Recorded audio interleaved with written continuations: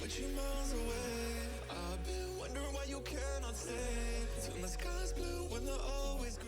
Hello, Commanders, and welcome back to Tadowski's Shelter. What are launch center battles? What are the assignments? What happens afterwards? What does all of this entail? And what are the requirements and expectations of you after the event? Many of these questions never get answered for the majority of players. What is the role of the president? What does a player need to do if they are the president? Fighting is one thing that most players understand, even though they may not understand the details of the battle. They know whether or not they are strong enough to hurt someone or when to walk away and leave them alone. But the specifics of what to do after launch center battles can be just as important as the battle itself. In this video, we're going to explore launch center battles and what comes after the fight. Something that you don't have to wait for is liking this video and subscribing to the channel for more guides, explanations, and so much more. Get notified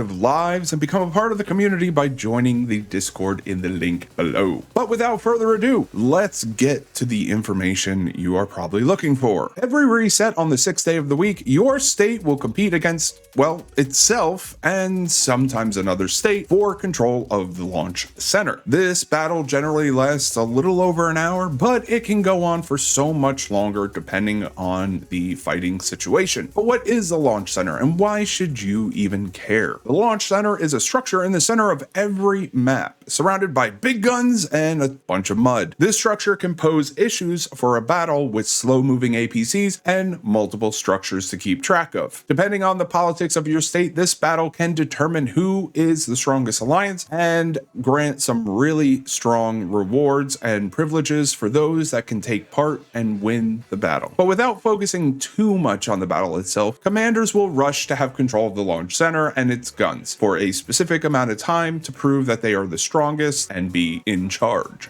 During the battle, the main structure to worry about is going to be the launch center itself, but control of the 4 guns around the structure can help or hinder progress. The more APCs in each structure, the faster the time will go by. This battle even has some Siege Master cards that will grant those class commanders some extra buffs to their APCs during this battle specifically. These cards can be found early on in the class manual and will need to actually be assigned in order to apply. But I digress.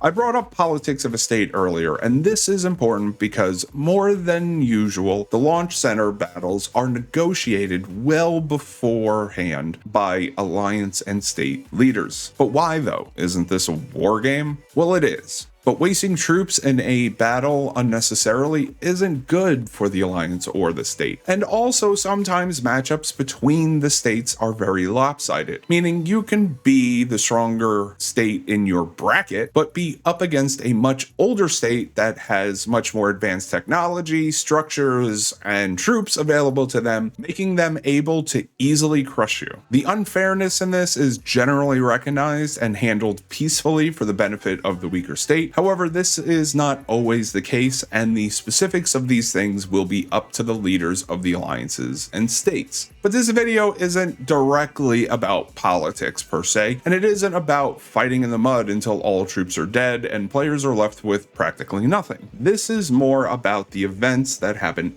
after the launch center battle and the requirements of people that are assigned to positions. So after the battle, the winning alliance will be declared and it will start the process of placing a president and their supporting members. The role of 2 people will be vital in the first few hours once the battle ends. The first person is going to be the R5 of the alliance because they are the ones that are going to have to choose who the president is and officially assign them to the position. The second position that is going to be vital is going to be that of the actual president themselves. I know that may sound confusing to some people. Why wouldn't the R5 be the president? Wouldn't that just make sense? Well, yes and no. Sometimes the president being the R5 isn't the best choice, and Here's why. Each position that is assigned allows that player to get extra buffs and privileges for the duration of the week. The president comes in with some massive troop buffs, and giving them to the R5 every time isn't always the smartest option, depending on what is going on in the state. Are you in Doomsday and Eden? Do you have some civil discourse going on between your own state or another state? If so, the strongest player in your alliance would benefit the most from the presidential buffs. But briefly going over what the buffs of the president are, the president gets a 50% increase to troop might and resistance and gets a 100% boost to the marching speed of the APCs. The president's supporting member, meaning the people that he assigns in the other hero slots, will also get some buffs. You can see those buffs here and you can briefly go over them, but generally there is a mix of building speed increases, training speed increases, total resource incomes, training cost decreases, and so much more.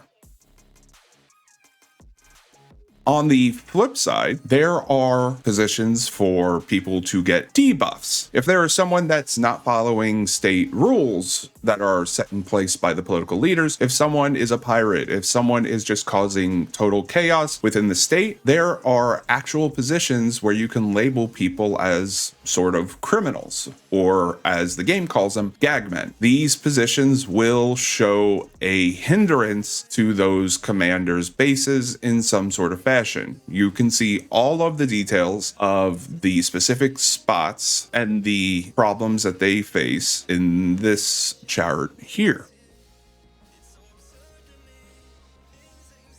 So as you can see, the president of the state gets a massive buff to their troops. So just giving it to anyone may place your state and alliance at risk. Let's say you get chosen to be the president. What do you need to do? What is the responsibilities of the president? Well, the first thing you will need to do is assign your hero positions and to build the National Quest buildings so players can start sending APCs out for missions. Now, this may seem a little overwhelming, but it's actually a pretty easy task to achieve. We go to the Launch Center menu. You can click on each empty position and search for the member you wish to assign, then go ahead and place them. This process is actually quite easy to do. And to build the National Quest buildings, which would be the next step after assigning all the positions, simply head to the last menu and click on the Build Structure button at the bottom of the screen. Easy peasy. But that's not where it ends. Other things for the president to do is to choose a resource. The chosen resource will spawn more gathering plots for state members to gather from. They also can upgrade the National Quest chapter so that the members can get missions that give them more experience points. And in order to do that, there is a certain threshold for the state to achieve before the president can upgrade these quests to the next level. But that power rests solely with the president and is influenced by the activity of the members in the state. Another thing the president can and should do is assign rewards to members that participated in the battle and assisted in the Clash of Zones or Clash of Alliance event, giving them extra resources. Giving out these rewards is a small reminder to players that they are noticed even if they may not be the strongest. This is on the first page of the Launch Center battle menu and can only be given out by the president. The president is also responsible for sending global messages to every member of the state that should contain important information for the members to know or to help put tensions to rest within the state. The president has the ability to send these mass messages with just a simple few clicks of the button. But what is up with the rest of the stuff? What else is there? What aren't you telling us? Well, there's a lot. A lot goes into the background of the game that many players don't know about or aren't fully involved in. If you go back and watch my politics video, you'll start to understand that some of the behind the scenes stuff is very extensive and a lot goes into this game. Some of it is good and some of it is bad. It just depends on the leaders of your state. However, being the president does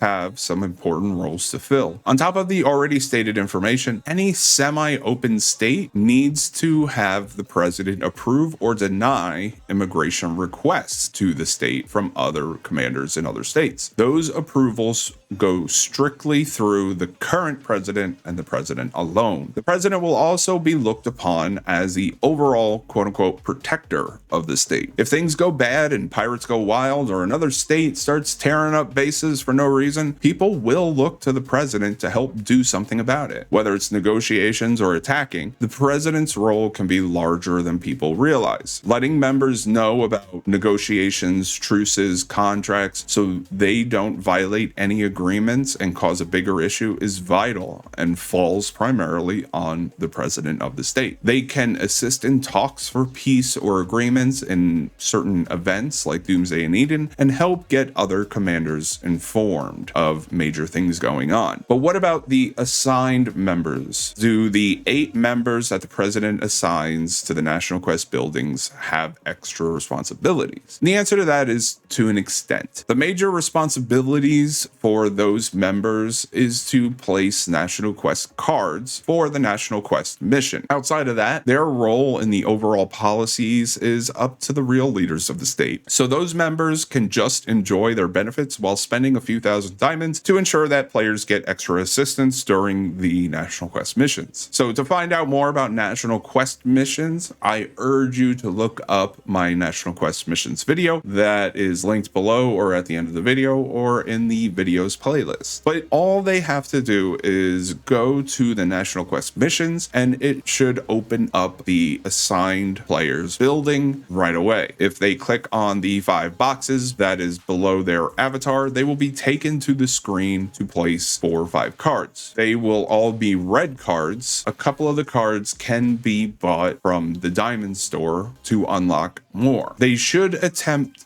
to place cards after reset as soon as they can to give state commanders the most amount of time to get the buffs the cards can give them. And to give a quick rundown of what the different red cards are, they are basically set up in 3 different categories. One of them will give boosts to the mission experience that players will get, and that will translate directly to the individual player. The mission duration will allow players to finish quests faster, and the National Quest cards will translate directly to the person assigned in the building. The more national points, the more experience they will get back. On top of that, it will help assist the state in progressing into the next chapter for more experienced missions. And that's it. The details in between are really up to the leadership of the state and alliance, and that falls more under the politics topic than the launch center one. The main stressor is for players that are assigned a role for the first